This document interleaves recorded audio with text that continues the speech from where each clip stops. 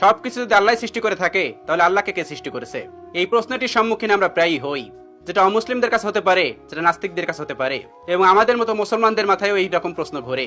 এই প্রশ্নটির উত্তর আমি আপনাদেরকে দিয়ে দিব ছোট্ট একটা ঘটনার মাধ্যমে। তো চলুন শুরু করা যাক সেই ঘটনাটি। একবার ইরাকে সমস্ত নাস্তিকেরা একত্রিত হলো এবং সেখানকার সমস্ত আলেমদের ডাকলো এবং বলল, তোমরা যদি আমাদের 4টা প্রশ্নের উত্তর দিতে পারো তাহলে আমরা ইসলাম ধর্ম গ্রহণ করে নেব, আমরা মুসলমান হয়ে যাব, আমরা নাস্তিক থাকবো না। তারপর সকল আলেমরা বলল, ঠিক আছে, তোমাদের প্রশ্ন 4টি করো, আমরা প্রশ্ন উত্তর দেওয়ার চেষ্টা করব। নাস্তিকদের প্রথম প্রশ্ন হলো, আমরা তো এখন সবাই এখানে উপস্থিত আছি, তাহলে আল্লাহ তাআলা কি করছেন? এটিই ছিল তাদের 1 নম্বর প্রশ্ন। তাদের 2 নম্বর প্রশ্ন, আল্লাহ তাআলা গোটা পৃথিবীকে কিভাবে পরিলক্ষিত করে, কিভাবে তিনি গোটা পৃথিবীকে একা পরিচালনা করেন? একা দেখা তো সম্ভব না, তিনি কি করে একা এগুলো পরিচালনা করেন? এটি ছিল তাদের দ্বিতীয় প্রশ্ন। তাদের 3 নম্বর প্রশ্ন, মুসলমানদের নবী হযরত মুহাম্মদ সাল্লাল্লাহু আলাইহি ওয়াসাল্লাম মেরাজে গিয়েছিলেন, পৃথিবীর এই আহ্নিক গতি ভেদ করে আসমানের কোন দরজা দিয়ে তিনি আসমানে প্রবেশ করলেন এবং আল্লাহর সঙ্গে দিদার করলেন? এটি ছিল তাদের তৃতীয় প্রশ্ন। এবং তাদের সর্বশেষ প্রশ্ন, আল্লাহ তাআলার আগে কে, আল্লাহ তাআলাকে কে সৃষ্টি করেছেন? এই ছিল তাদের মোট 4টি প্রশ্ন। সেখানে থাকা সকল আলেমরা উত্তর দেওয়ার চেষ্টা করলো, কিন্তু কেউ সৎ উত্তর দিতে পারলো না, কারণ এই প্রশ্নগুলি খুবই কঠিন প্রশ্ন, যার উত্তর দেওয়া তো সহজ না।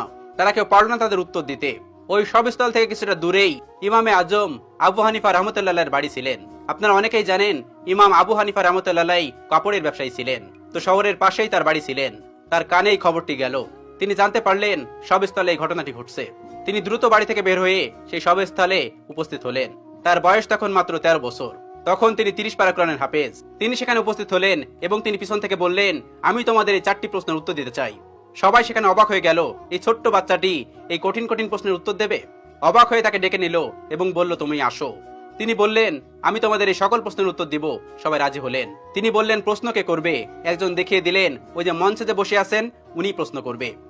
চেয়ারে বসে থাকা ওই লোকটিকে আবু হানিফা রাহমাতুল্লাহ বললেন, তুমি যখন আমাকে প্রশ্ন করবে তখন তুমি আমার ছাত্র, আমি তোমার শিক্ষক, তাহলে আগে তুমি আমাকে ওই চেয়ারে বসতে দাও, আর তুমি নিচে দাঁড়িয়ে আমাকে প্রশ্ন করবে। উদ্ভট হলেও এটি তারা মেনে নিয়েছিল। আবু হানিফা রাহমাতুল্লাহ চেয়ারে গিয়ে বসলেন এবং ওই নাস্তিকটি নিচে এসে প্রশ্ন করলো। প্রথম প্রশ্নটি ছিল এরকম, যে আল্লাহ তাআলা এখন কি করছেন? আবু হানিফা রাহমাতুল্লাহ তীক্ষ্ণ বুদ্ধি সম্পন্ন একজন মানুষ ছিলেন। আল্লাহ তাআলা তাকে অনেক হিকমত দিয়েছিলেন, অনেক জ্ঞান দিয়েছিলেন। তিনি উত্তর দিলেন, আল্লাহ তাআলা এই মুহূর্তে তোমার মতো বেকুবকে চেয়ার থেকে নামিয়ে আমাকে চেয়ারে বসিয়ে দিয়েছেন। এটি ছিল 1 নম্বর প্রশ্নের উত্তর। সবাই অবাক হয়েছিল। এই উত্তর খণ্ডানোর মতন উত্তর তাদের কাছে ছিল না, তাই তারা এটি মেনে নিতে বাধ্য হয়েছিল। এবার তিনি বলেছিলেন, এবার তোমার দ্বিতীয় প্রশ্নটি করো।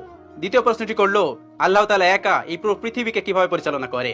একা তিনি পুরো পৃথিবীকে কিভাবে দেখেন? তিনি তাদেরকে 4 কোণাওয়ালা একটা ঘরে নিয়ে গেলেন এবং সেই ঘরে একটা বাতি জ্বালালেন, একটা মোমবাতি। এবার তিনি বললেন, এবার বলো, এই আলোর মুখ কোন দিকে, এই আলোর চোখ কোন দিকে? তারা কোনো উত্তর দিতে পারলো না। তারা বলল, এই আলো তো ছড়িয়ে পড়েছে। তিনি